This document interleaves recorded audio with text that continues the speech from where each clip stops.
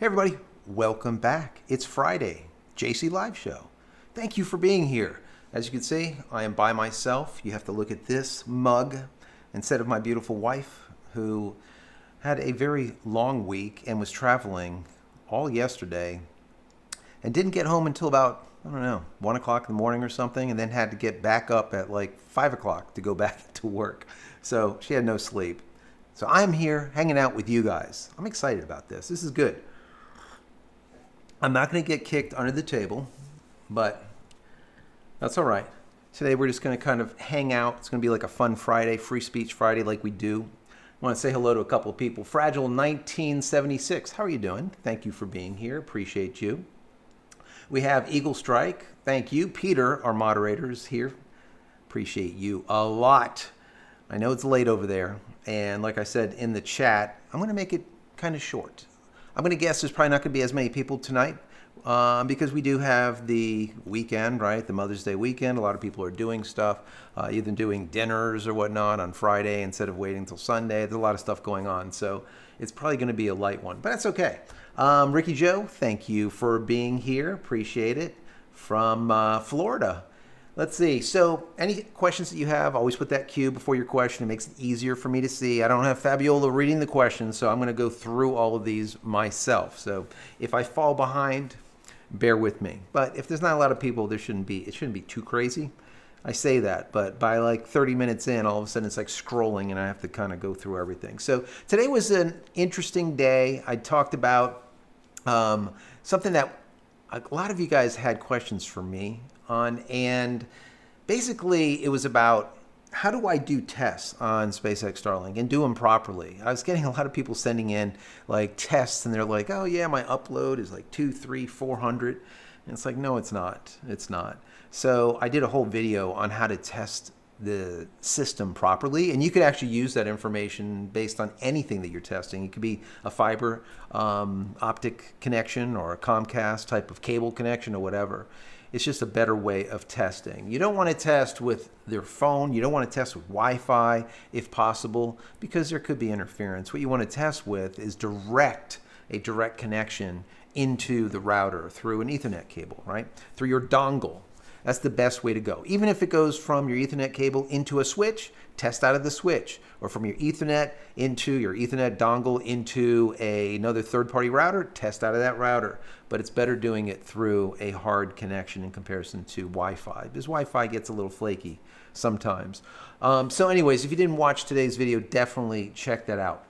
Now, I did something that I should never do, because I wanted to see if it breaks, number one, but also if there was anything new that popped up, and I didn't see anything new. Now, I did hook up another camera here, so when I'm usually trying to point into the camera, I don't need to now. I can actually do this top-down camera, and you can actually see what's going on here.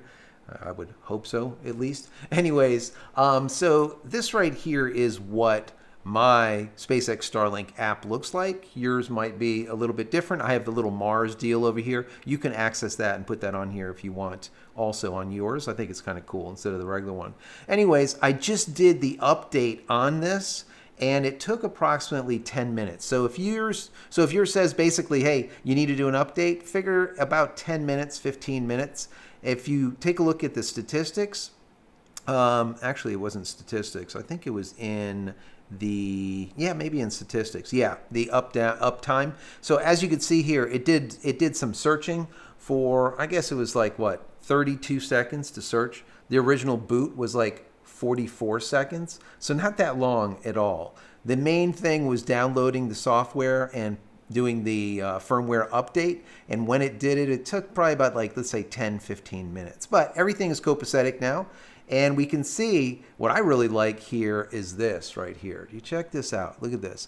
Minimum milliseconds. This is your latency, 22 milliseconds. Maximum 159. And currently we're seeing about 42 to about 30. I'm broadcasting now, so it's going to be a little bit higher, this latency. But when I was looking at it earlier, I was seeing a minimum of 20 milliseconds, which is absolutely unbelievable to me. Really, really good. So anyways, guys, that to me is something that is spectacular. I'm really happy about that. If you didn't do a update on yours yet, definitely do it. Now, in today's video, I talked about doing testing and how you can do testing on the phone. And I was saying, listen, don't do it on the phone. Do it on your computer. Do it on the computer. Also, what has happened as of the last month, and I've been getting a lot of people talking about this also, and it is an issue. Some people don't realize it. Some people are kind of like frightened by it. If you go, let me share my desktop with you guys. Does that work? It did. All right. So if you come over here and you go to dishy.starlink.com, or you can go to 192.168.100.1. So normally, if you guys remember, this would show up as your application, the same application that you would see on your phone, a little bit dumbed down, but the same thing. Well, now this is what you get. So a lot of you guys are reaching out to me and like, holy crap, my Starlink is down. I can't get into it. I don't know what my stats are anymore. I can't see anything. What do I do? Is it broken or whatever? And it's basically not broken. It is depreciated. They are no longer going to have this dishy.starlink.com. You will not be able to access it from your computer. There is one caveat that someone wrote into me and said that it doesn't work at all on the PC, but on the Mac, you can still log in through the Mac if you go to the dishy.starlink.com/statistics, I think they said. Matter of fact, let me see. Let me do stats or statistics. I'm trying to remember what it is. Let's see statistics. Let's see if it does anything for statistics or not. No, I don't see nothing. How about just statistic? No. And how about stat? Let's see if it does anything for stat. Probably not. No, dead. So supposedly you'll be able to do that on your Mac under the Safari browser. Give that a shot and you should still have this depreciated app available to you. But for now, what you're going to have to do going forward is use the app on your phone. Android phone, your iPhone, or any Android or Apple iPad or any type of pad device, any type of tablet, which is also good. Because there's some people saying like, I don't have an iPhone. How am I going to do it? I don't have an Android phone. I have like something else. Well, you can also do it on any of the little pads too. So keep that in mind, any of the tablets.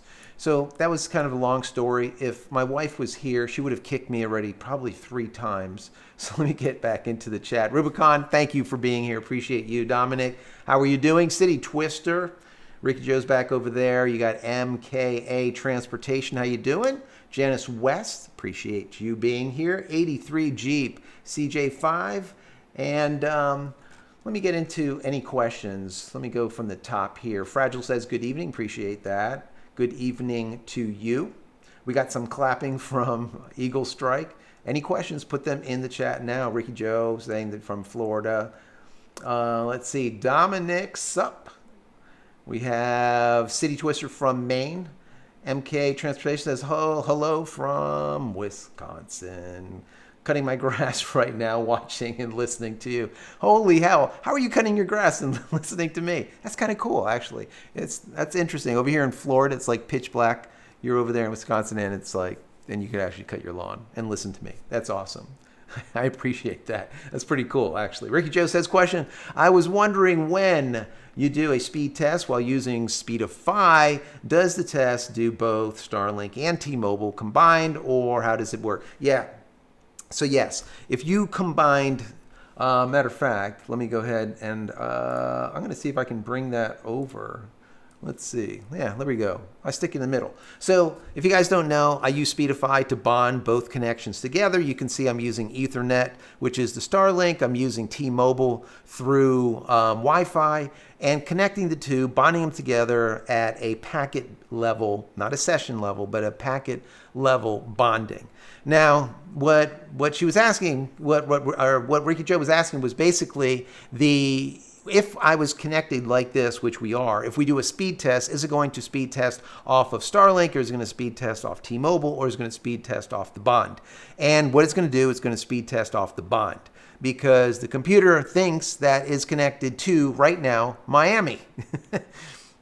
And we know that I am actually connected to I think it's Atlanta, Georgia. Yeah, not North Carolina, but Atlanta, Georgia. So 700 miles north instead of Miami, where it should be connected, because I'm in West Palm Beach. That's just the way it is. My POP, or my point of location, my point of presence, is in Georgia for some unknown reason. Anyways, so yes, it is going to do a test based on this connection. Because remember, this is not only a redundant type of connection or a bonded connection between the two feeds, but it does bond it together into one feed, and it is a VPN at the same time. So it's going to go through that. Now, bear in mind, since it is a VPN, you're going to end up with slower speeds. The reason being is you're going to end up with more hops. I went over hops in the past. Hops are basically the amount of servers it takes to get from you, point A, to point B, wherever you're going on the internet, right? So for me, the hops would start out from my dish up to the satellite, over to a ground station, from the ground station over to the POP, and then from the POP, it goes out to the internet, to wherever. Let's say google.com.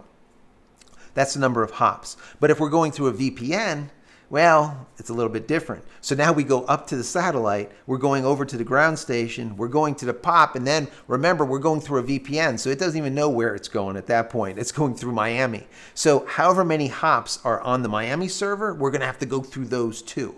But it adds protection, right? VPNs are really good for a lot of things. Not only keeping you anonymous, but a VPN is also good if you just simply want to make believe that you're in a different location.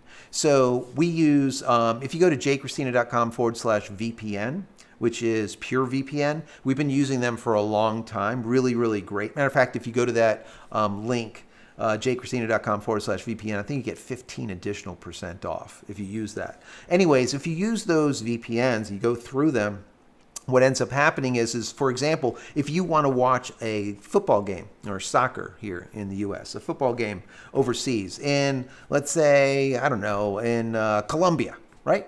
And it's only being broadcast in Colombia. That's fine, because now I can change my server in the VPN to show as Colombia. Now, when I go to the site to watch it, it's like, yeah, this guy's from Colombia. Let's go ahead and give him the feed. You see? So there's a lot of different uses of the VPN. So anyways, I hope that answers the question. Nice and long, as I always do. Hopefully some extra information that you didn't even ask for. There you go. Thanks a lot, Ricky Joe, for that question. Let's see, Janice West, happy weekend. Appreciate that. Happy weekend from Texas. Let's see, 83G. Let's see, says, I no longer use Speed Test app. Or the web browser. I use an exclusive version of Command Windows. Yep, you can do that, absolutely. I can list all of the speed test servers and pick one. That's great. As a matter of fact, I did talk about that in my video today, that if you're going to do a speed test of any kind, you want to make sure that the speed test site that you're using allows you to have that functionality to pick the specific server that you want to speed test through. And the reason being is if you go to like fast.com or something that I think is sponsored or put together by Netflix, well, it's going to pick a server for you. Whatever is the closest server, whatever has the lowest ping, the lowest latency to you, it's going to pick. Well, that's not good for doing constant testing, because it might pick different servers, and now you don't know. You're getting like from apples to oranges to grapefruits to bananas. You don't know what's going on, right? So what he's saying is absolutely correct. If you pick a certain server and you do 5 tests consecutively all in a row in, let's say, 5 minutes, it's all going to use that server. So the information that you get is going to be a lot more credible, let's say. So the speed differences then are going to vary based on your equipment or the connections to the satellites in comparison to the servers, all right? There still could obviously be a hiccup in your ground station or the point of presence, your POP, your POP, your POP. So that, there's always going to be an issue somewhere, right? But it's going to limit that. So definitely pick one server when you do your testing. And do 5 tests, at least 10.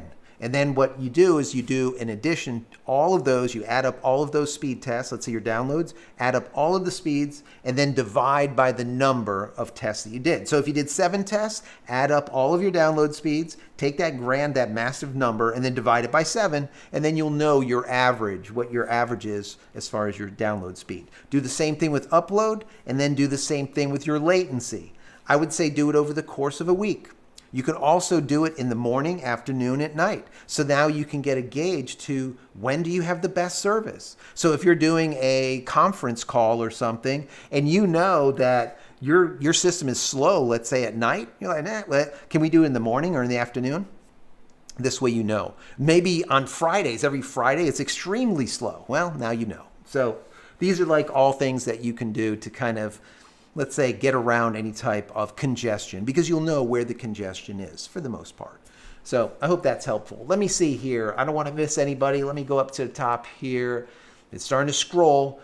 Let me see here. All right. Who do we have? Who do we have? Questions. It did that thing where it just zips to the bottom, and then I have to go and find you guys where I left off. Let me see. We left off with Ricky Joe, I believe. Did we? Yes. Ricky Joe. Ricky Joe says on the 7th, our other places, Green Cove, I did self-install AT&T fiber on the internet, 300. Wow, 300 is nice. 300. I like that. 398 milliseconds down, 358 ups. That's sweet. And 11 milliseconds. So that's it. Jitter of 1 millisecond. Now, I talked about that today too. You know, people think that because you're on fiber and you're getting like 300 up and 300 down, and it's synchronous, right? It is. It's not asynchronous, so it's 300. So it could be, matter of fact, a gig, right? We know Peter over there. Hate to say it, but he has a gig down and he has a gig up. So 1,000 megabits up and 1,000 megabits down, which is unbelievable. It's awesome. But yes, even at that, you see you're showing a latency of 11 milliseconds. I just saw, and I just showed you, we're seeing about 20 milliseconds on Starlink. And Elon Musk is trying to figure out, and they're working on it, to get it down sub 20 milliseconds because he likes playing online games. And you want to have that low latency. The other thing that I love is you're showing a jitter of 1 millisecond. That is perfect. If you guys don't know what jitter is, basically jitter is over the course of time. If you do let's say a ping test, all right? Over the course of time, you take the slowest, right, milliseconds and the fastest milliseconds, and you figure out what the difference is between them. So if you have 1 millisecond difference, that means that you have basically no difference. So if you have 11 milliseconds, it's going to be 11 milliseconds, 12 milliseconds, 11 milliseconds, 13 milliseconds, 11 milliseconds, 12 milliseconds. Perfect, right? Whereas with SpaceX, not so perfect. You're sitting at about, let's say, 20 milliseconds. It might spike to 40 or 60, then back to 20, 40 or 60, back down to 20. So you can see that variation. So your jitter would be about 20, sometimes 10. I usually find my jitter is sitting at about 8, which is not too bad. Not bad. Every once in a while we'll see 15, 12, which really isn't bad considering you're dealing with satellites sitting in low Earth orbit at 520 kilometers in space. Eventually they're going to be coming down to 320 kilometers, 200 kilometers closer to Earth. But not yet. I think they call that VLEO. VLEO. I think it's called Very Low Earth Orbit. Don't quote me. Matter of fact, quote me. I think that's what it's called. Anyways, you know what I'm going to do? Just to bring this up, because if you go to MS-DOS, right? Let me go and bring up my screen again here. So here we go. I got a little window open here. Let me close this down a little bit. It doesn't need to be that big, and I'm going to lengthen it. Perfect. If you come in here and you type in ping 1.1.1.1, right? Because I like Cloudflare. You could do 8.8.8.8. That's perfectly fine. And you do a -T if you're on Windows. If you're on Linux or Unix, or if you're on a Mac, which also is a derivative of Unix or Linux, which a lot of people don't know, you don't need the -T. You hit enter, and you're going to see this ping run. basically -T on a PC basically says, listen, do this ping infinitely, right? And it just keeps on going forever, ad nauseum. So this is what we're showing. I'm going to leave this up just for a little bit so you can see what my ping's now. Now, bear in mind, these pings are with me broadcasting over not only Starlink, but also over T-Mobile and through a nasty probably number of hops that are on the VPN that we're using with Speedify. So this will not be the norm because remember, this is going through all those systems. So it's a lot of hops. So there we go. We're going to just leave that run just for a minute or two. Anyways, let me get back into some questions. Janet says, happy weekend. Appreciate you. Let's see. Coming down here to, let's see, the next question. Eric says, any updates on Starship launch? I just saw, I think it was yesterday or the day before, they had a static fire of all 6 engines on the pad, and everything was nominal. So this is really, really great news. That means that the actual Starship portion is ready to go. Everything's perfect. They're going to pick it up with their salad tongs, right? They call it the chopsticks, and go and reassemble it. And I'm going to guess, what day do we have today? We are on, let's see, May 10th. All right, May 10th, let's say a week would be the 17th. I would say look for the Starship launch probably within a week or two. It might be as soon as maybe the 15th. I think I predicted the 15th, like, I don't know, last month sometime. But, you know, there's always things that happen, and you just never know. So figure on, I would say within a week, and I will be live for that. Let me go ahead and take that off the screen so you guys can check out your chat window there. So anyways, that is good information. Thanks for that question. Appreciate that, Eric. Let's see. Gallon, how are you doing? Appreciate you being here. Let's see. Ricky Joe said, the setup for my sister, I still have the Internet Air. Yeah, the AT&T Internet Air at my location. Fiber, okay. So, wow, apparently owes them $391 from old cell bills. Holy hell. You know what? You owe AT&T anything, they will collect. AT&T is basically the IRS, all right? They're just horrible. They've always been horrible. So, but besides that, I mean, if you owe, you're going to end up having to pay it no matter what happens. Sarah, how you doing, Sarah? Thank you for being here. Let's see. Today, are you in a kick-free zone? Yes, I am in a kick-free zone. So we don't need a camera under the table. Wifey is probably sleeping by now. She's probably got about 3 hours sleep in the last, 48 hours. So it's she's probably sleeping. But yeah, I am in a kick-free zone. By the way, I know someone's going to ask me about that damn bathroom. I did put a bunch of tile on the wall, and I said I was going to take a picture, and I really didn't, did I? God, I'm horrible. What the hell's wrong with me? So I will take a picture tomorrow, and I'll put it into the community chat area. All right, go and check that out. If you're not already there, definitely go to the community chat, because a lot of the new stuff, that whatever comes out, new things, I'll stick it in there, or any kind of like behind the scenes stuff, I'll stick in there too. Let's see, moving on, here we go. Peter has a question. Before that, we have Ian. Thank you for being here. Appreciate you. Let's see. He says, with all the hops, you must be drunk. Yeah, there's a lot of hops. Definitely a lot of hops, especially when you're using a VPN. So Peter says, a VPN is not getting you anonymous. It just protects your data. Yeah, I mean, technically a VPN will make you anonymous, but in actuality, the chances of these VPN companies sharing the data with a government, let's say, official that says, here is an order for you to share X, Y, and Z, they're going to have to do it. So it's not like Apple, where, the government says, unlock this phone, because this was like a criminal's phone. We want you to unlock it. And they're like, yeah, no, you could do it yourself. We're not unlocking it. And they just do it. That's just how they are, which I think is quite amazing. But yeah, that's the way they have always been. But yeah, is it 100% anonymous? It's not. There's obviously different VPNs that you can use that are more anonymous. You can create your own. You can do a lot of different things. You can actually VPN through a VPN.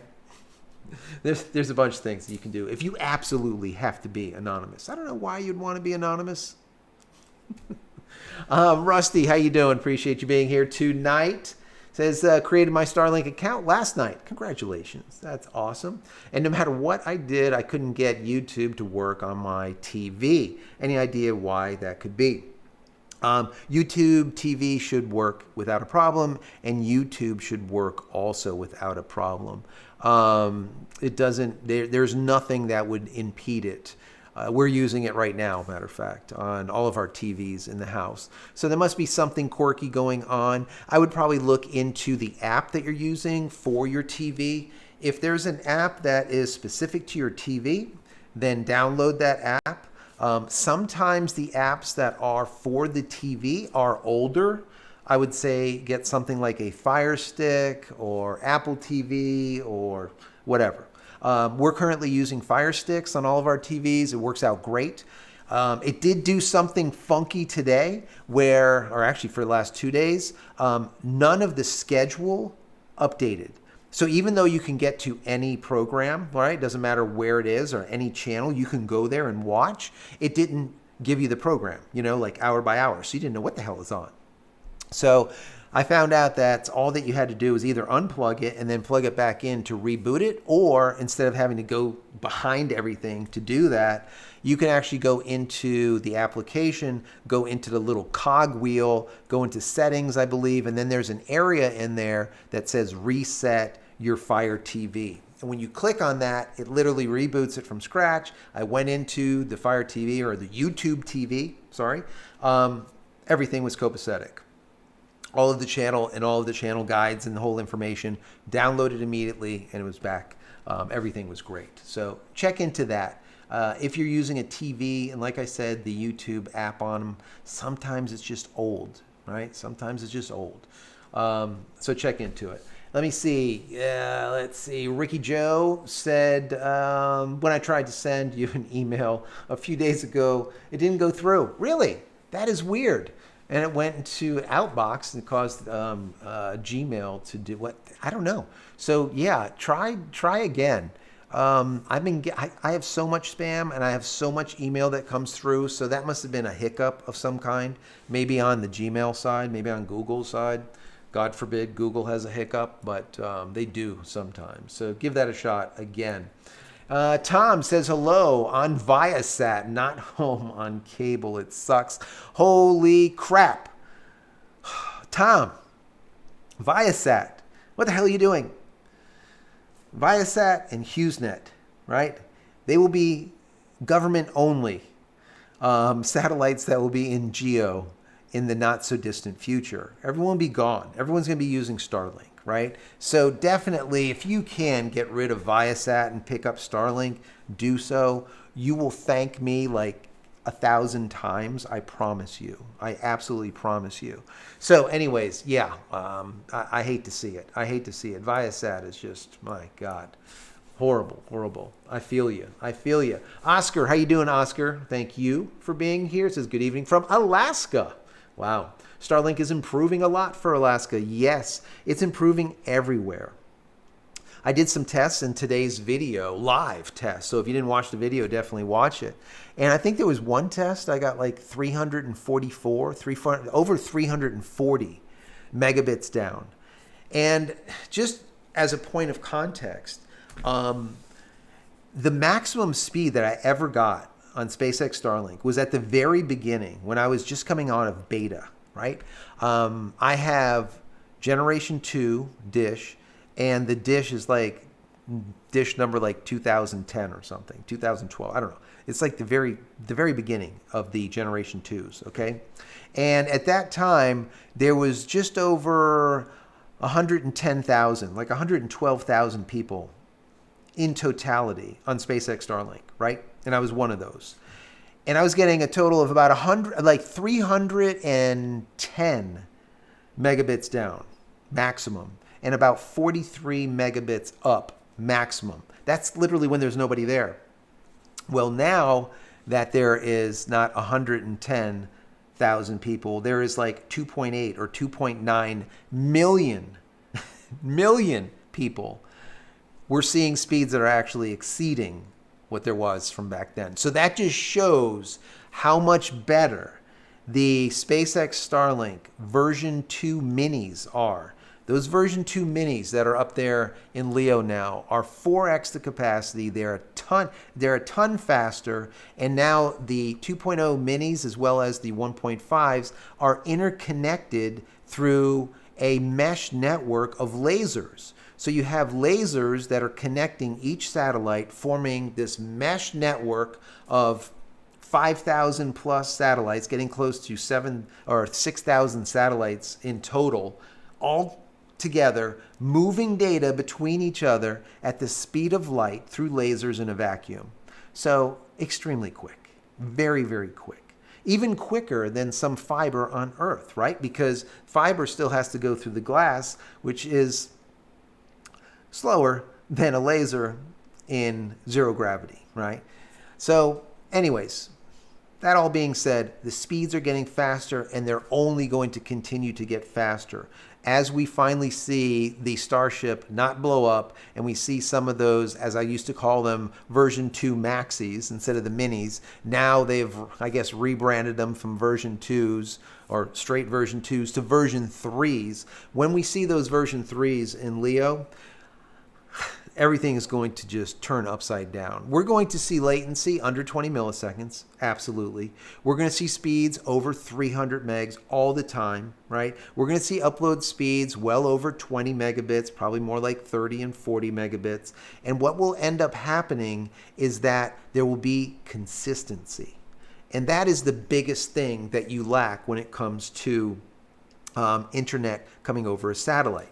Ask our friend over here with the Viasat how inconsistent it is and how the latency with Viasat and HughesNet is sitting at around 500 milliseconds, 600 milliseconds, 1,000 milliseconds, which is a second amount of latency.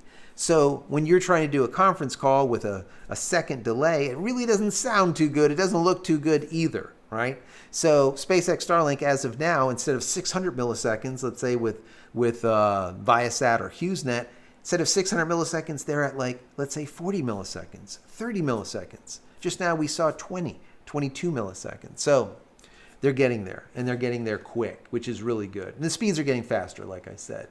Let's see what else we have here. Let me move down here. Once again, if you have any questions, put them in the chat now. What I'm going to try to do, like I promised Peter, I'm going to try to wrap it up as early as possible.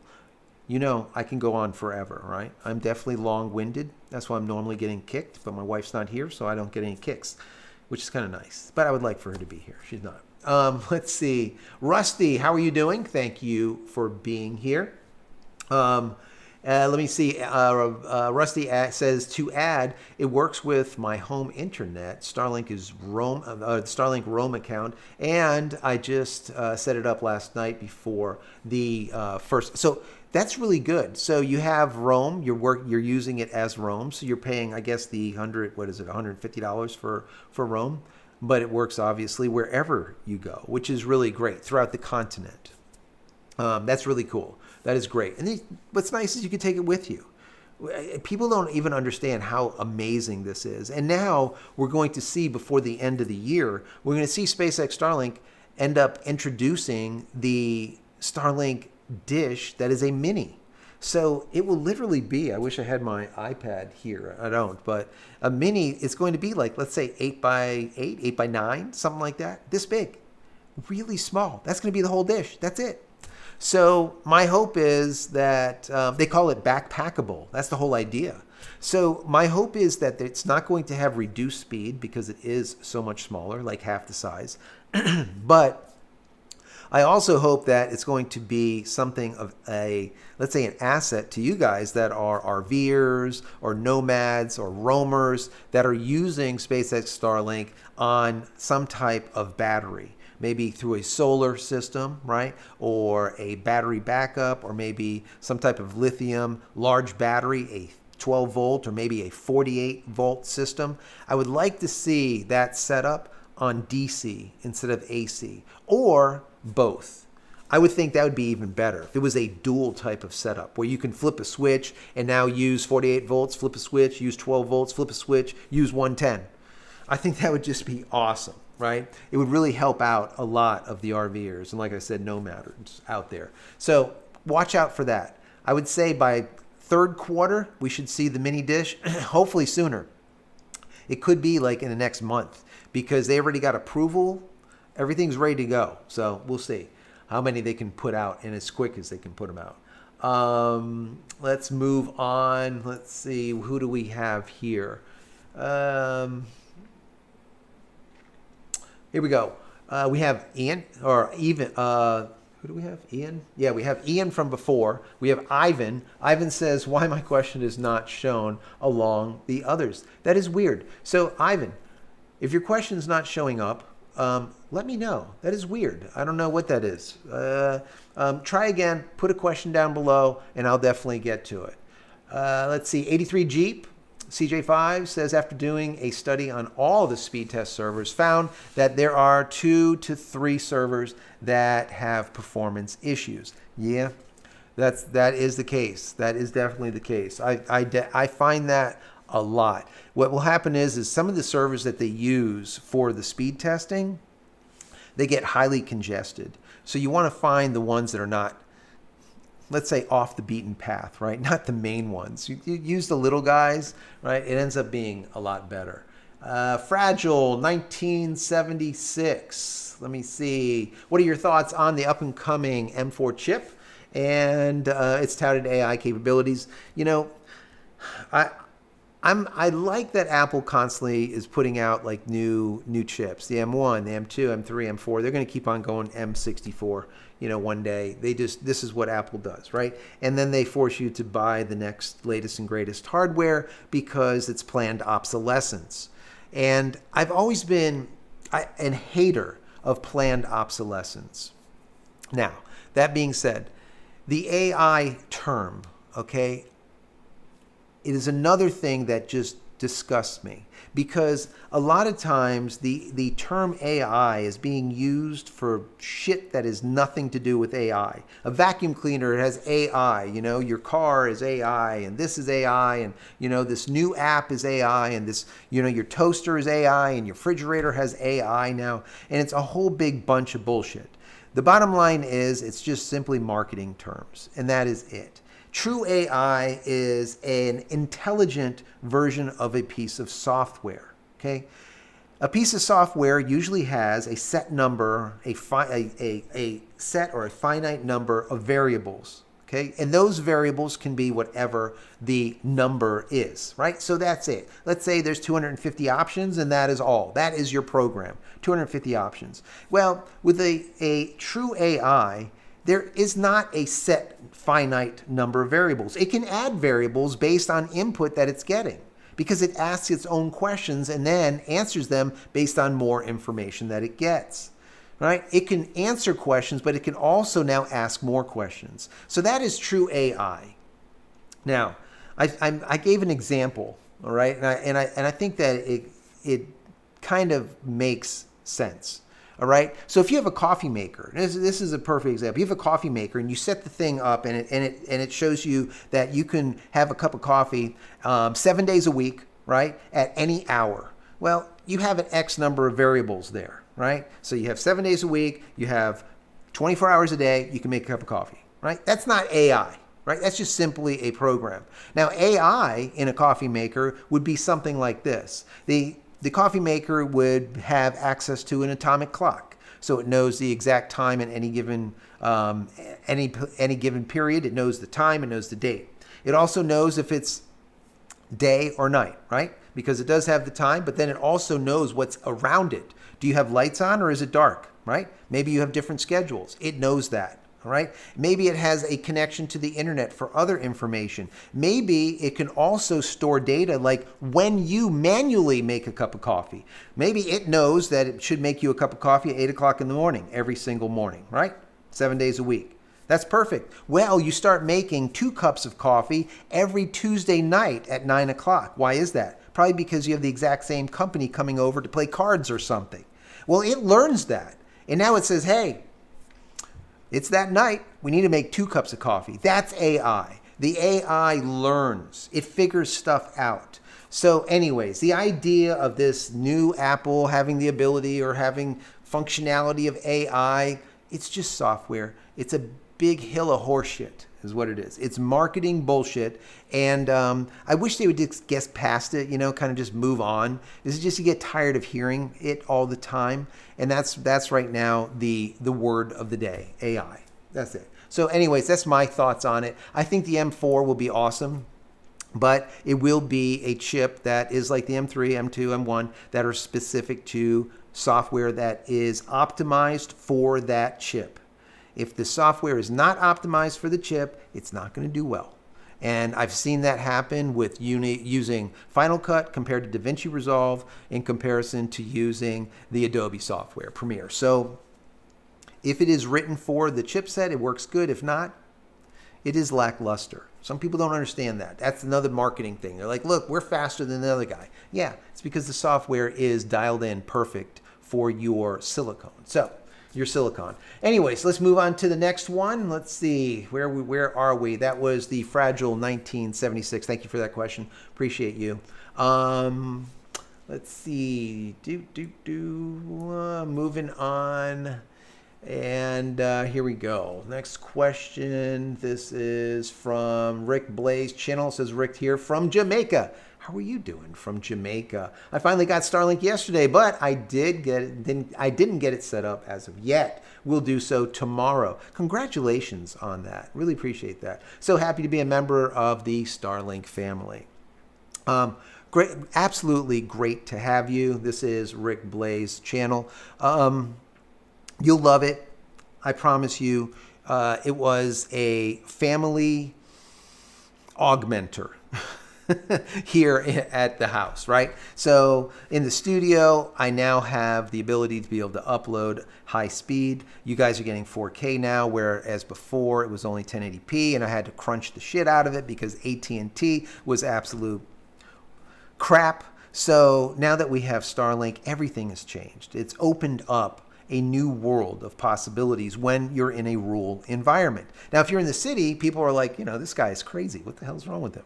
We got cable, we got fiber, we got all this stuff. Yeah, but if you're in a rural area, you don't have that stuff. Even if you're in the suburbs a lot, you have companies like AT&T that won't bring you the fiber, even though the fiber is literally sitting like at the end of your driveway. They're like, yeah, no, we're not dropping. We're not running it from there to your house. No, we're not doing that. So anyways, congratulations. Really appreciate you being here. Thank you. And let us know what kind of speeds you're getting in Jamaica tomorrow once you set that up. Let's see. Honey Badger, thank you. How are you doing, Honey Badger? Good evening, Joe and everyone in the community. I just heard Fabiola asleep. Yeah, most likely. I don't know for sure, but she probably is. Yeah, missing her. So, yeah, Honey Badger, you got to look at this horrendous mug for tonight, but it's going to be a short one. We're not going to be on too long because, once again, it is the holiday weekend. Happy Mother's Day to all mothers out there. So we're going to cut it a little bit short if possible. Let's see. But as you noticed, I'm going longer on my answers because I'm not getting kicked in the shin, Honey Badger. Yeah, so let's see. Who else do we have here? Ivan, how are you doing, Ivan? He's talking to Peter, saying that he put a Q before the question. I don't know what's going on. Peter, you let me know. Ivan, whatever, put your question somewhere, or give it to Peter. Let Peter write it. I don't know why that's happening. Anyways, moving on. Let's see. Sarah, how are you doing, Sarah? Sarah says, JC, I have a new LG TV. But it can't find or download the TuneIn app. Really, that's not good. And all my settings on the NZ, my NZ, my partner has an OLED LG TV, and she can get the TuneIn app. We both use the same internet provider.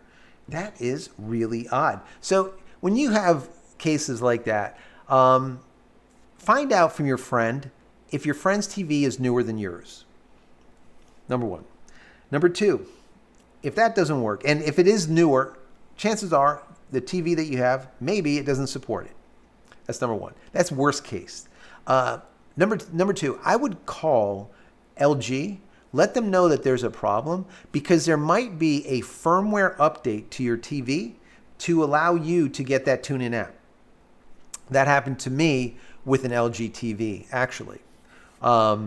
I called them, and they had to run me through this whole big process to doing this download of the firmware and reburning the firmware. It does it like automatically, but it takes a while to do, and you can't touch anything or you'll brick your TV and it's completely useless after that. So they're like, don't touch it. They're like really adamant about it. So anyways, I would say call LG on it and see what they have to say.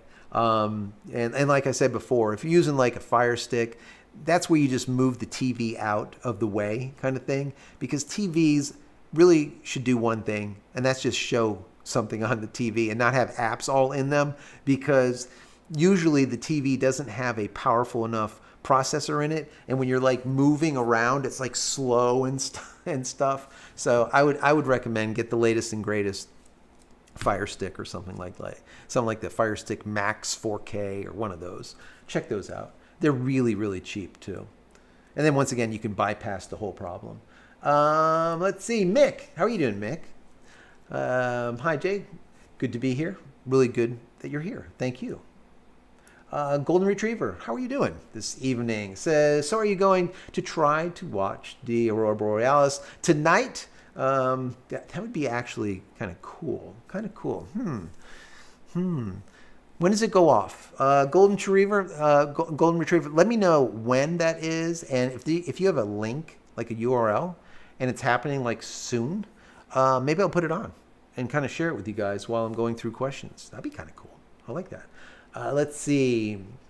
Oscar says 280 download and 20 upload. That's from Alaska with the 60 latency. That's awesome. So your 60 latency in Alaska has to do with not having a really close point of presence, most likely.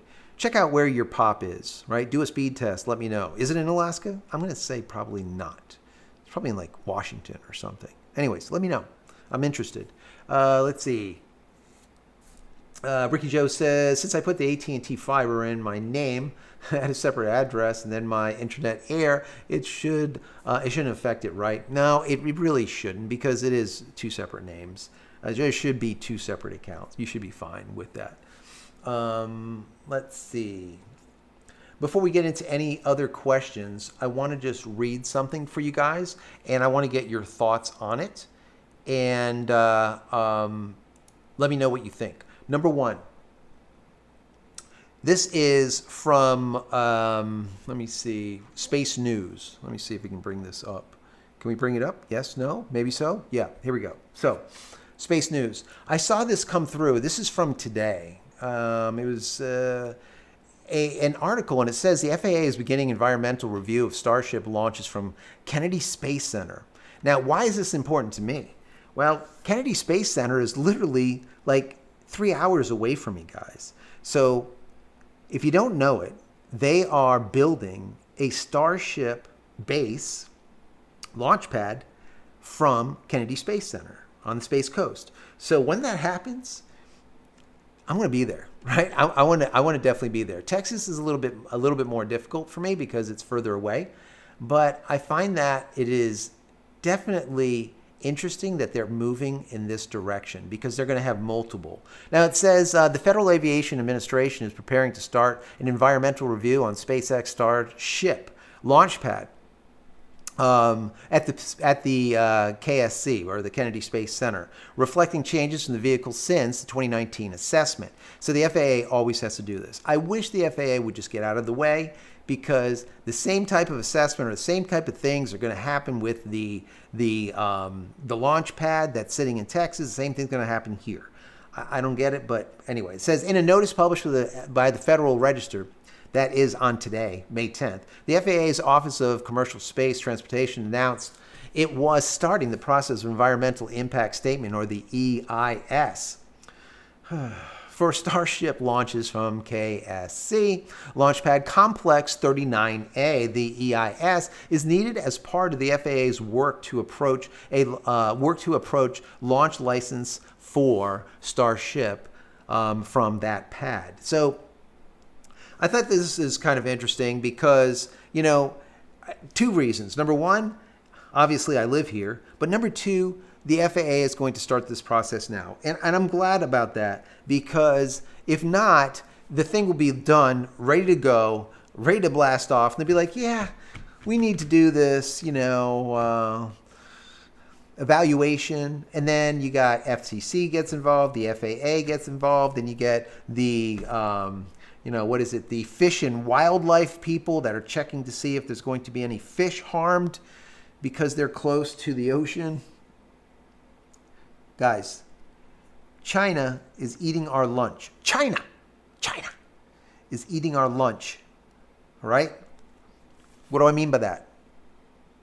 They're launching every damn day, and they don't care if they blow shit up. Okay? They don't care if a rocket lands in the back of your backyard. They don't care. Don't tell me they do, because they don't. They've landed some, like in some odd places, and killed some people. Anyways, the bottom line is we need to get out of the way of Elon Musk, SpaceX, Starlink, right? And allow them to actually move forward, right? And what ends up happening is they go through all of this slowdown at just snail's pace of giving like authority, right? License to launch.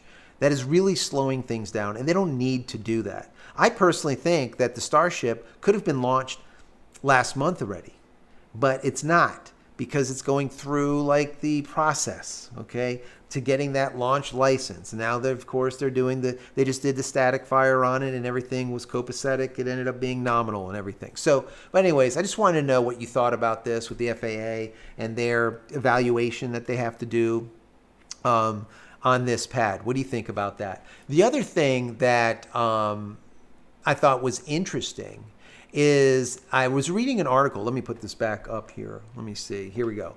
I was reading an article over on Biz News, and it was talking about the Pentagon. And it says the Pentagon thwarts Russian use of SpaceX's Starlink in Ukraine conflict. Now, I was thinking to myself, I'm like, guys, this is just a bunch of bullshit. It's like the Pentagon has done nothing to thwart the Russians from using SpaceX Starlink in a certain location. I mean, we've talked about this in the past. I mean, SpaceX Starlink has a GPS built onto it. And if you were to remove the GPS on the Starlink dish, it wouldn't matter, because it would do triangulation. And instead of knowing where it is within 3 feet, it would know where it is within, let's say, 12 feet. Within, I don't know, 20 feet. It still will figure it out. So it knows where it is. So they can very easily shut these things off at any location. So what they don't clarify, matter of fact, let me just, I highlighted this because I just think I think it's comical, but I want to know your thoughts on it also. Since the U.S. has begun, quote, has been heavily involved in working with the government of the Ukraine and SpaceX to counter Russian. So the way I look at this is like, yes, they have been working on this, but they're not working on shit. SpaceX Starlink is what's working on it. Anyways, it says it's illicit use of Starlink terminals, John Plum says here. And ongoing assistant secretary, he's the ongoing, or the outgoing assistant secretary of space policy, said in this interview, right? Said, quote, at this time, we have successfully countered Russians' use, but I'm certain that Russia will continue to try to find ways to exploit Starlink and other commercial communication systems. He told Bloomberg News, Bloomberg, we love Bloomberg over there, although it will continue to be a problem. I think we've wrapped our heads around it and found good solutions to both the Starlink with Starlink and the Ukraine. Plum declined to elaborate on what the tactics or the techniques or the procedures are being used to stem the Russians' use of the highly portable communications terminal that connects SpaceX's fleet fleet to the low Earth orbiting satellites, yada, yada, yada. Ukraine government officials have no immediate comment. Okay, whatever. So, look, they put highly portable communication terminal, and that's exactly it. What has been going on, if you guys don't know, all right, what they've been doing is they're going into countries or into areas that allow the sale of SpaceX Starlink. Then they are registering it there, and then they're buying the global roaming package. The global roaming package in the US is $200. What does that mean? That means that you can take your terminal, you can take your antenna and stick it anywhere on the planet that allows for internet service from Starlink, and you will have service. That's all they're doing.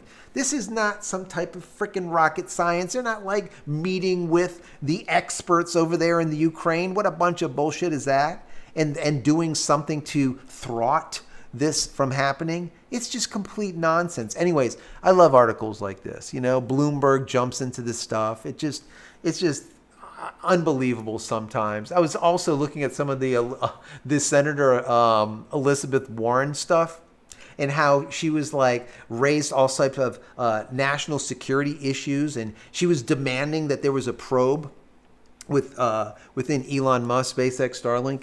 I was thinking about this. I'm like, you know, the amount of inept people that are in government today, it's stunning. It is absolutely stunning, in my personal opinion. I don't know. Maybe you find it a little bit different. In the comments, let me know. I just wanted to read that to you because I found it interesting, more like fascinating on what these people are saying or thinking of what is going on, because it's complete nonsense. Anyways, let's get into some more of these questions, and then hopefully we can get out of here at a reasonable time. We're getting close to an hour. Maybe we can stick it to an hour instead of an hour and a half. We'll see. Any other questions right now down below? Put your thoughts and comments down there. Let's see. Ivan says, another question. My last one was not addressed. For some reason, I don't know why they're not coming through. I am sorry about that, Ivan. I don't know. Let's see. Let's keep going down here. Let's see. John says, do a video of your tea and stuff. So yeah, I'm going to do that. People have been asking me about that. I have a bunch of teas that need to be made, so maybe I'll do some behind the scenes of my teas, because all of the teas that you see from Dark Moon Teas, I don't sub it out for other people to do. All the teas that are purchased from me that are from Dark Moon, that are the Dark Moon teas, every single one of those are handcrafted by me. I actually put them together, right? They're all dry, organic, non-radiated, non-GMO, non-bullshit, all good stuff. And every once in a while, there'll be some teas that, you know, someone will order and they don't get it for like a week or maybe even sometimes 2 weeks. And that is because there's a single ingredient that's in the blend, the tea blend, the herbal blend that I create, and it's missing. And I'm not going to go and get something that is GMO, that is radiated or is not organic. I'm not getting that, right? So sometimes it does take an extra week because there's a back order. So hang in there. But yeah, everything is handcrafted by me. I do not send it out for people to produce them. I actually do it myself because I actually love it. All right, it's just something that I've been doing for so many years. People wanted me to share my teas, and that's what I started doing. So I've been doing it for a couple of years now, I think now. Anyways, thank you for that. Let's see. City Twister says, I started watching Storm Chaser on YouTube live. And one of them I was watching use a Starlink. Yes, the Storm Chasers now, they're all using Starlink. And they're using like the flat ones, and they're mounting them to the top of the cars. And just think, in the not so distant future, they're going to be using minis, little 8x9s. Super glue those damn things to the top of the cars. They can go through the whole car could be launched in a tornado, and the thing's still going to be on the top of the roof. So yeah, pretty cool stuff. Definitely cool. Let's see, Eric, thank you for being here. Let's see. Danny, how are you doing, Danny? It says, how do I remove my location from my location in VA to another state because I want my private information to get, okay, so yeah, I get what you're trying to do. So VPN, VPN, VPN, VPN. That is it, super simple. I would show you right now, but if I did, I would kill the feed. But if you go into, like right now, we're using Speedify. We also use Pure VPN. It's probably one of my favorites because Pure VPN allows you to not only use it as a VPN, but they also, for like $2, $3, a couple of bucks a month, they give you a static IP address and they allow you to do port forwarding. So if you know what a static IP address is, that means like your own IP, which is really cool. And if you need port forwarding, you would know that you need port forwarding. So maybe you have some type of system where you have all of your videos on a NAS device that's sitting in your house, and you're traveling all the time, and you want to watch your movies from the house. You could do that.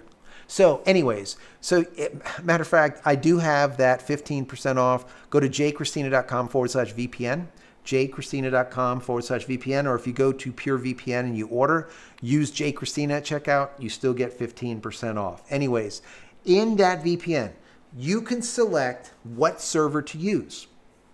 If you weren't here earlier, I was talking about if you wanted to watch a football game or soccer here in the US, in Colombia or in Cuba or wherever the soccer game is, right? Venezuela. But you don't live in Venezuela and you want to watch it, and guess what? It's blacked out in the US. No problem. In the VPN, you say, I'm located in Venezuela.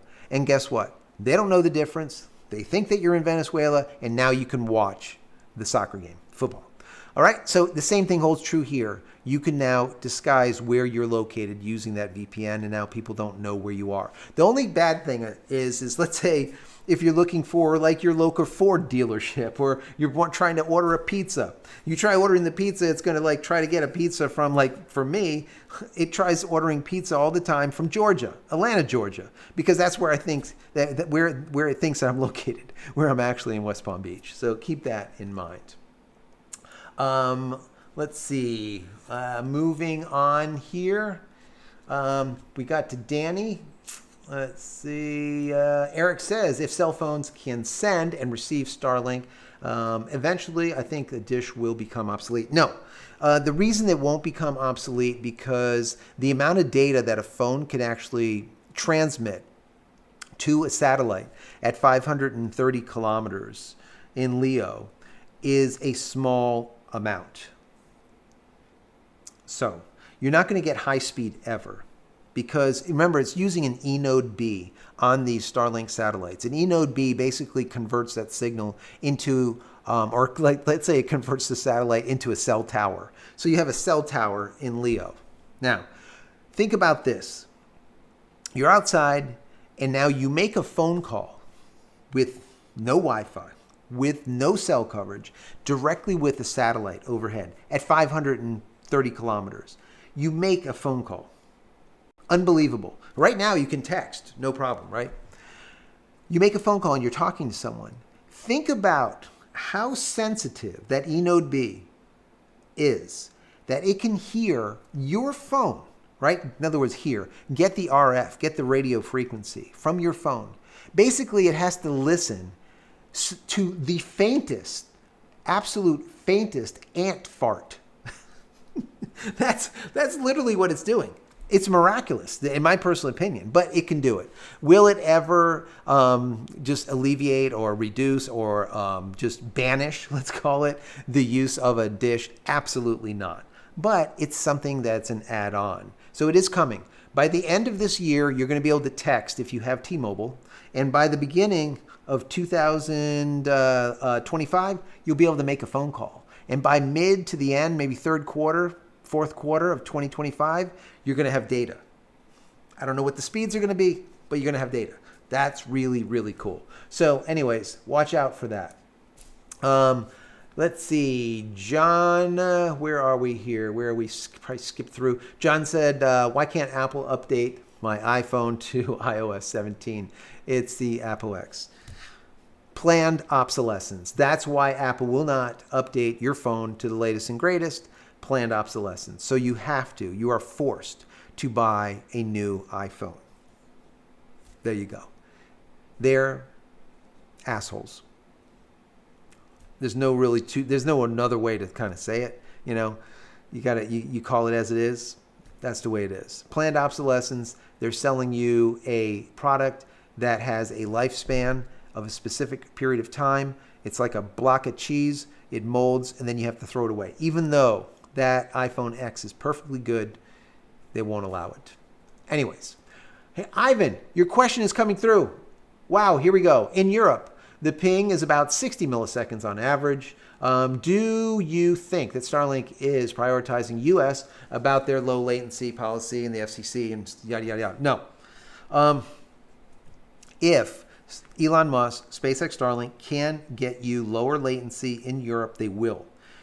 Reason being is that as of right now, the speed difference between Europe and the US is like not even close. You guys over there are getting a shit ton faster speed than we are here. So when we were getting like 100 megabits, you guys were getting 200 and 300 megabits.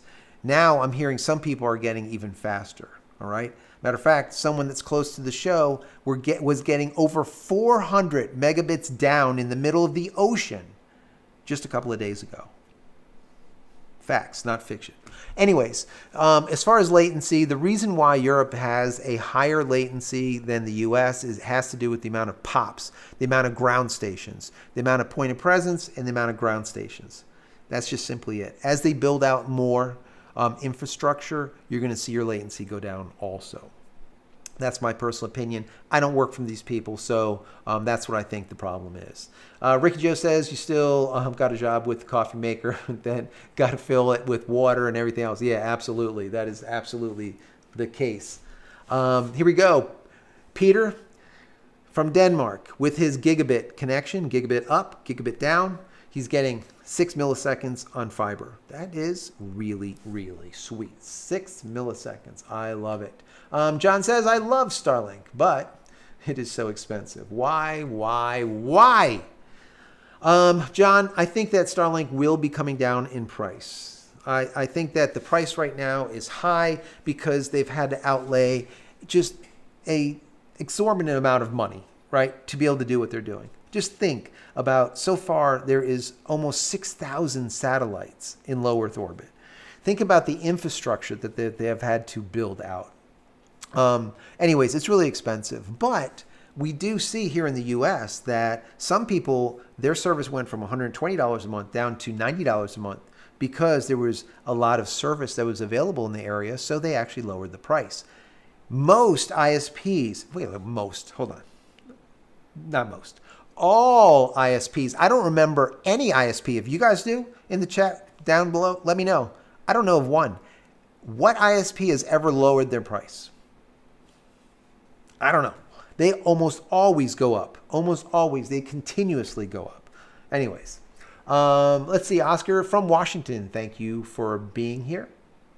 John says, our TV just broke. Shit. That's not good. That is not good at all. John says, question. That could be very cool when then, and also you can get a real video from the launch. Yes, that would be really, really great. I would love to be able to take a trip. I was thinking about taking a trip this summer, now that it's going to be summer break, and then my son won't be in school. We'll take a trip and do like a Falcon 9 launch. Maybe we'll do a double header. That'd be cool, right? Maybe we'll do one where they're going to actually launch 2 rockets in a single day. So if one doesn't go off, maybe the other one will, just in case. Let's see. Rutro says, hello. New here. Welcome. Thank you for being here. I have a Starlink Generation 2. Can I use the new Generation 3 mesh router with the older Generation 2? You can use any router, it's my understanding, as a mesh or as a addition to your mesh, as an AP or an access point. It doesn't make a difference, okay? But they're not interchangeable if you're trying to connect to a dish.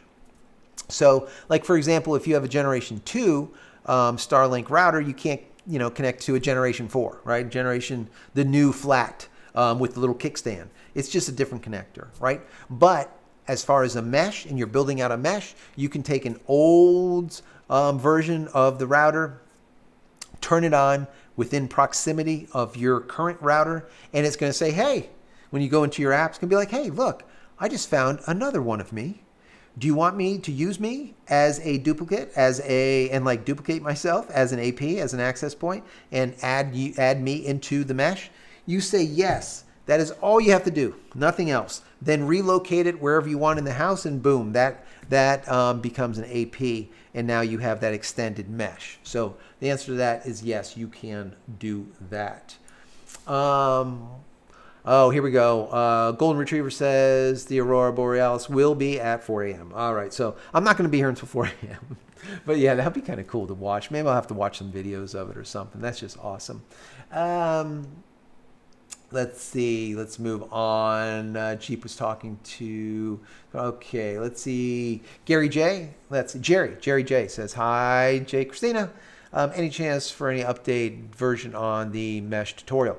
Yes, so I am working on some antenna work. I'm going to get a new MIMO antenna set up for T-Mobile.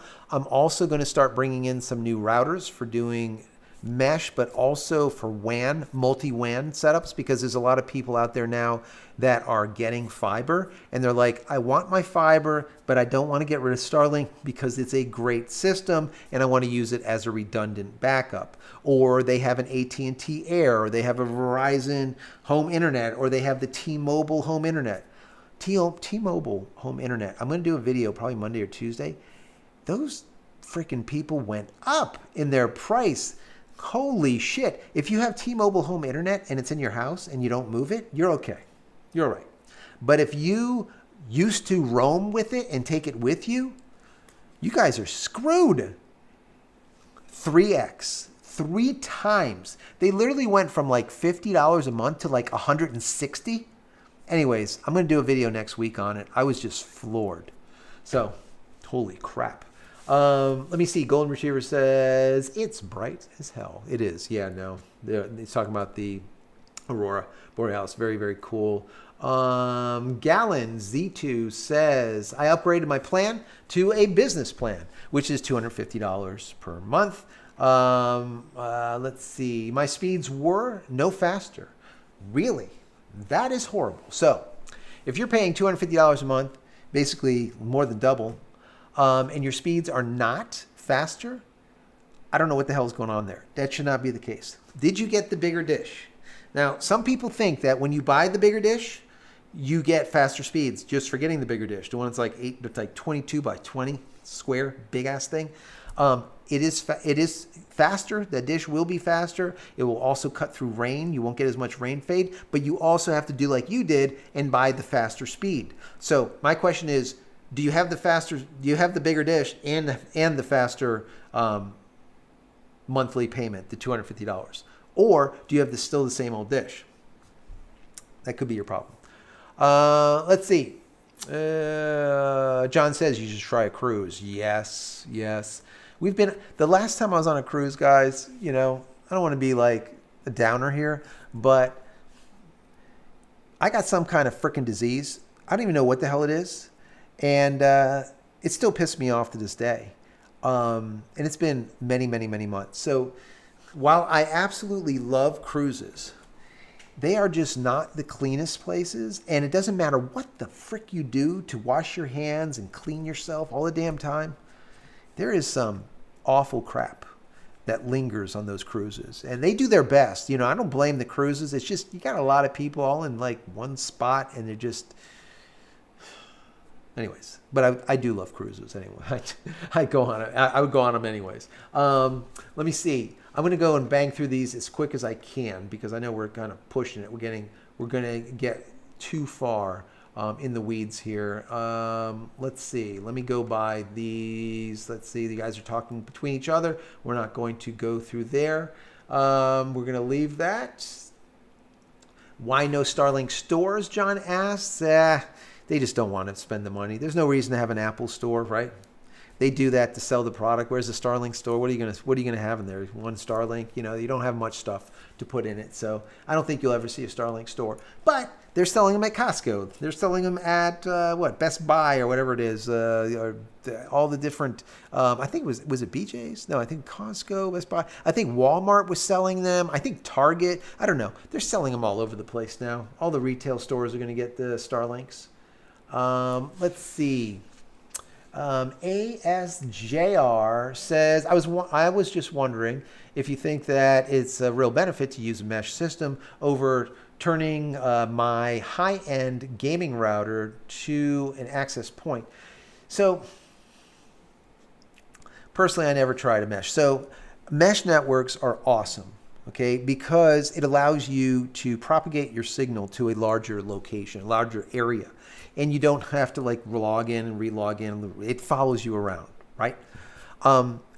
If you have an expensive gaming router, like a Nighthawk or some kind of crazy ass shit like what I use because I'm anal retentive, and like OCD with a lot of this stuff. Anyways, if you have one of those, bypass Starlink's router altogether and use that and then get some APs, because that router is probably going to be most likely like a Wi-Fi 6, Wi-Fi 6E, maybe Wi-Fi 7, I don't know, latest and greatest router, and they're faster. Remember, the older, like even the Generation 2s are Wi-Fi 5s with SpaceX Starlink. So I would use that if possible. Let's see. Dominic says, yeah, I have worked for the DOD and the DOJ and the GSA agencies, the federal government. Really? They're not that organized or competent to do these things they are accused of. I love it.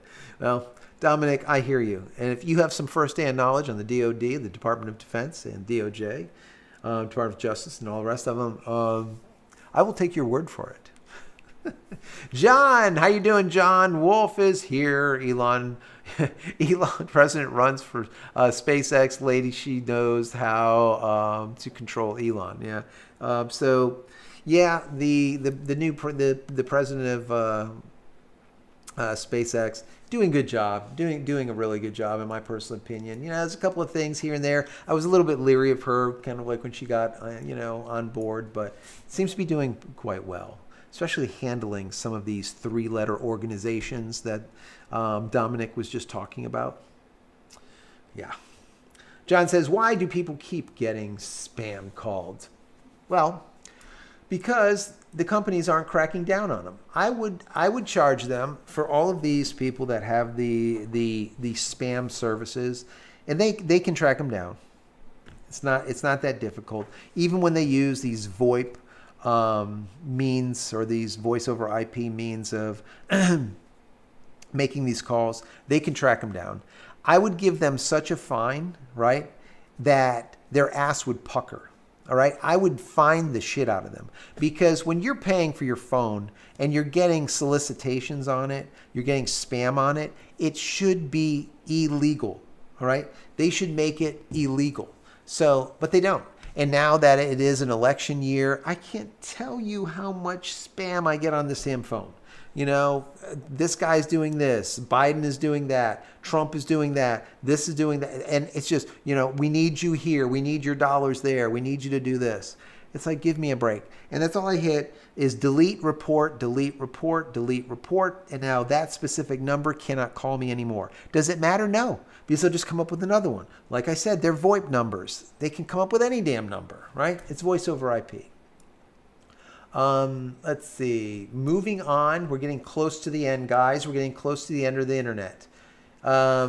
Let's see. Let's see. Where we go? Here, Alfonso says 175 down, 14 up, 57 latency, and that's in the Dominican Republic. That's awesome. Very, very nice. Let's see. Michael, how are you doing, Michael? It says, when do you think these small dishes will be released? Yeah, I touched on that a little bit earlier. I really do think that they can come out probably within the next month. The latest, I personally think, would be in about 2 months. 3 maximum, but I'm going to guess probably between 1 and 2 months, probably on the sooner side, maybe a month. because they already got acceptance, they got authorization, they got the, the ready to go sign from all of the parties at B that have to give them authorization to release them. Let's see. Let's move on. John says Elon needs to stay in a couple of projects. And yeah, to do too many. Elon doesn't sleep. He can definitely work on multiple projects simultaneously. He is definitely a genius, and he is definitely has his OCD, that compulsive, that really gets him. Once he's into something, just dig in. So he can definitely do a lot of things simultaneously. I would not put that past him. He is not one to sit around. And when he does sit around, it's him sitting around playing video games because he likes it. And I like to play a video game here and there myself, actually. I've always liked video games. If you guys didn't know it, I used to have a software company for 13 years, and I sold video games as well as software to schools. So that was like a lifetime ago, it feels. But yeah, I owned a software company for quite some time. Let's see. Ricky Joe says, with fiber, what is the source or other end of the cable sending the bright light, blah, blah, blah, blah, blah. Yeah, so the way fiber works, it's basically light, right? The light is going through the fiber optic cable. And when it gets to the side of your house, there's a box. And that box takes the light signal and now transmutes it, let's say. It converts it into copper. It converts it into signal, into what you would normally have through like a Cat5 cable. It has a converter. So that's basically it. Fiber stays fiber throughout its life. I used to work in a NOC, Network Operations Center. We used to do servers, and in those servers, in those rooms, a lot of the racks would be racks of switches, and they were all Cisco fiber switches. So the data would stay fiber, fiber, fiber. It would come in fiber, it would go out fiber. It wouldn't transform into copper unless absolutely it has to. And even now, when we get fiber at the house, for example, it would always go through fiber and then go through a fiber channel of some kind and finally get to copper once it hits the house. So it definitely works that way. It's always been like that. Mike says, gotta go. Great Mother's Day weekend. Thank you, Mick, for being here. Not Mike, that is Mick. Thank you. Michael says, question, do you think that the smaller dish or when you'll be released? I answered that. Pro Copy, how you doing, Pro Copy? Says, hi from down under, Saturday morning, 9:40. How are you doing? Michael says, I have 2 dishes and portable subscription. Can I have the 2 dishes or dishes in on the one account? I don't know. I think it depends on the account. If you have like 2 of the same accounts, both remote maybe, but if you have like one that's like a residential and one that's not, I think they might have to be 2 accounts. Don't quote me on that. I would ask SpaceX, Starlink on that. Let's see. John said he's getting 300 down, 20 up. Wow. Very, very nice. Liking that. Ivan says, my last question is, how do you think the Hubble network or the Hubble telescope, I imagine, made it possible for Bluetooth connect to a satellite? I really don't know, honestly. I don't even know that. I don't even know about that story. I didn't know that was even a thing. I know that they wouldn't be able to connect Bluetooth from the ground because that's very, very short distance. But if they do it up in Leo, I suppose they can, as long as it's a short distance. So the majority, if you guys don't know, all of like the Chinese satellites today, they're all copied now, everything that Elon Musk has been doing. So they're not only radio frequency, microwaves, to connect the multiple satellites, because they are putting together a Starlink satellite. 13,000 to be exact, with just one setup. Another 12,000 from another. So the Chinese are putting together about 25,000 satellites that are creating a mesh just like Starlink. And I think they're calling it Skynet 1. Could you believe that shit? What is it, like Transformers? I mean, what is it? Like, not Transformers. what is it? T1 or whatever it is. What is it? The help me out, guys. Help me out. The Terminator guy, right? Terminator. Yeah, Terminator. But can you imagine? Why would you call it Skynet 1? I mean, that's just that just doesn't bode well. That does not bode well.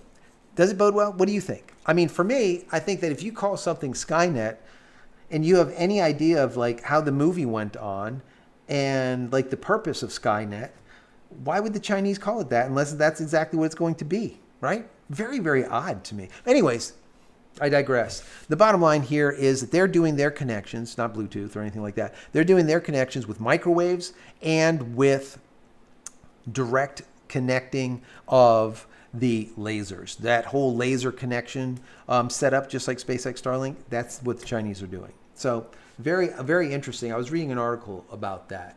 And I found it to be fascinating that they're doing the exact same thing. Yeah, Peter, Terminator. So this Terminator is leaving.